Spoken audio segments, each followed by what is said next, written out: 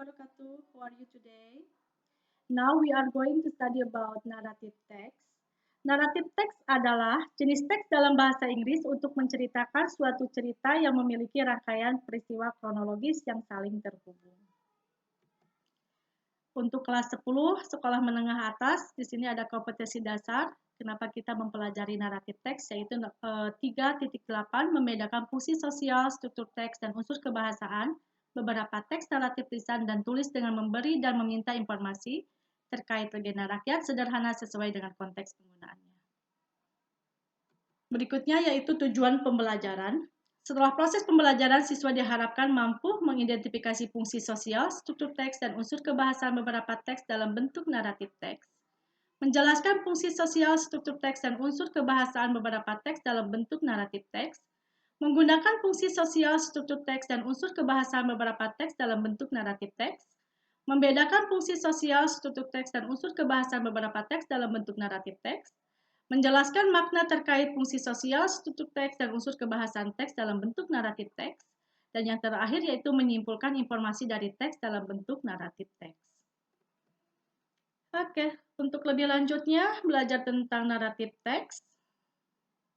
Look at the picture, then answer the question. Silakan Anda perhatikan gambar berikut ini untuk bisa menjawab pertanyaan-pertanyaan yang ada pada slide berikutnya.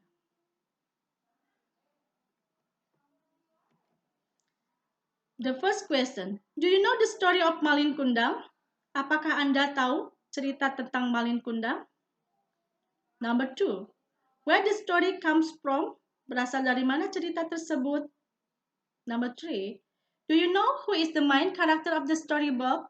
Apakah Anda tahu siapa tokoh utama dalam cerita tersebut? Number 4, what is the moral value of the story? Apakah pesan moral yang ada dalam cerita tersebut?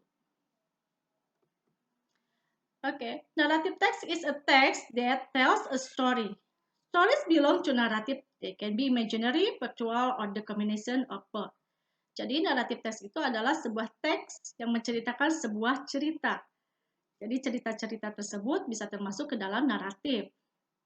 Cerita tersebut bisa cerita khayalan, faktual, atau bisa juga kombinasi dari keduanya. Jenis-jenis naratif teks. Yang pertama yaitu fable. Fable adalah cerita yang mengisahkan mengenai binatang. Tokoh utamanya yaitu biasanya tokoh-tokohnya berisi binatang. Contohnya seperti kancil dan buaya. Berikutnya yaitu fairy tale. Fairy tales atau dongeng cerita rakyat atau cerita anak-anak yang di dalamnya mengandung unsur keajaiban atau ketidakmungkinan terhadap para tokoh ceritanya serta pada bagian akhir mengandung pesan moral. Contohnya Cinderella, Timun Mas, dan lain sebagainya.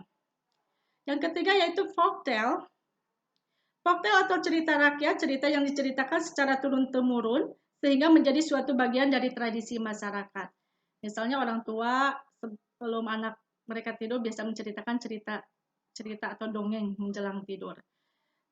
Berikutnya yaitu myths atau mitos. Cerita atau mitos ini banyak berkembang pada masyarakat serta umumnya dianggap menjadi cerita yang faktual atau benar-benar terjadi. Contohnya mitos tentang Nyi Roro Kidul. Dan yang terakhir yaitu legend. Legend atau legenda cerita rakyat yang mengisahkan bagaimana asal-usul dari sebuah tempat itu ada. Contohnya legenda Sangkuriang atau Tangkuban Perahu. Generic structure of narrative text. Yang pertama yaitu orientation. Apa itu orientation? Introduce the characters and setting. Biasanya memperkenalkan tokoh cerita utama dan di mana cerita itu terjadi. Yang kedua yaitu complication. Present the problem or the conflict in the story. Complication menceritakan awal masalah yang menyebabkan puncak masalah atau yang bisa disebut dengan klimaks. Bagian ini biasanya melibatkan karakter utama dari cerita tersebut. Yang ketiga yaitu resolution, the solution of the problem of the ending of the story. Bagaimana ini ada akhir dari cerita atau berupa solusi dari masalah yang terjadi. Ya, di sini ada contoh dari orientation.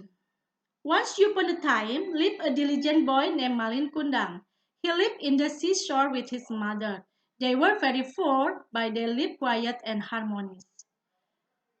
Pada zaman dahulu kala, tinggallah seorang anak laki-laki yang bernama Malin Kundang. Jadi di sini tokoh utamanya yaitu Malin Kundang dan setting ceritanya yaitu di seashore atau di pantai. Oke, berikutnya yaitu complication. One day, a big ship close to the beach near the village. They asked people to join work in their ship and went to the cross island. Malin Kundang wanted to join with them because he wanted to improve his family's life. But his mother didn't permit him. She worried to Malin. Malin still kept his argument and finally he sailed with the big ship. Several years later, Malin Kundang's success, he became rich trader. Then he came to his native village with his beautiful wife. But his wife didn't know Malin's real reasons. His happy mother quickly approached Malin and brought a plate of village cake, Malin's favorite. But Malin didn't admit that woman as his poor mother, and then he kicked the village cake which brought by his mother until started. Nah, di sini terjadi komplikasi adanya masalah antara si Malin Kundang yang tidak mengakui ibunya karena dia mungkin gengsi atau malu untuk mengakui ibunya yang miskin kepada istrinya yang cantik dan juga kaya raya. Oke, yang terakhir yaitu resolution. His mother very broken heart because Malin rebellious to her, who had brought him. Then his mother cursed Malin becomes stern.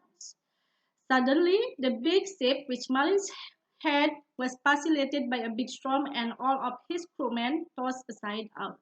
Malin realized that was his fault that rebellious his mother. He bowed down and became a stone. Nah, di sini akhir ceritanya si Malin dikutuk oleh ibunya. Jadi anak durhaka ya. Di sini pesan moralnya ada di resolution, yaitu kita tidak boleh menjadi anak yang durhaka terhadap orang tua. Oke, purpose of narrative text. Fungsi daripada narrative text itu apa? Yaitu to entertain or to amuse the reader and to teach moral lessons. Yaitu fungsinya untuk menghibur si pembaca dan juga menyampaikan pesan moral yang ada dalam cerita tersebut. Language features of narrative text are use simple past tense. Menggunakan simple past tense berarti di sini menggunakan kata kerja bentuk kedua. Use time conjunction, specific character, use adverb of time atau keterangan waktu yang seperti tadi once upon a time atau a long time ago. Oke. Di sini ada evaluasi. Silakan Anda cari cerita lain yang termasuk ke dalam narrative text. Find a story belong to narrative text, rewrite them and analyze the structure. Jangan lupa juga ditulis generic structure-nya. Oke, terima kasih atas perhatiannya. Assalamualaikum warahmatullahi wabarakatuh.